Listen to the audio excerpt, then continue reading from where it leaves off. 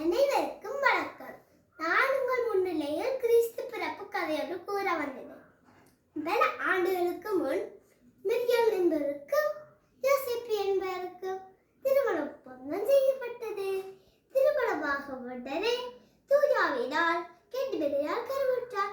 ஏரோது அரசன் பிறக்கப்பட்ட குழந்தையை தேடிக்கொண்டு இருந்ததால் மரியாளின் யோசேப்பும் பெத்லகேமுக்கு சென்றனர். அவர்களுக்கு தங்க இடம் கிடைக்கவில்லை. அதனால் ஒரு சிறிய மாடு தொழுவத்தில் தங்கினார்கள்.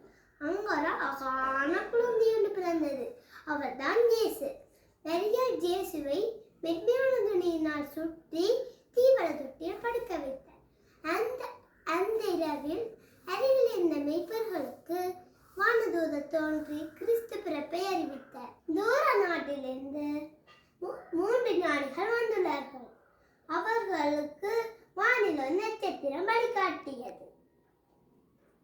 அவர் இயேசுவை வணங்கி பரிசு கொடுத்தார்கள்.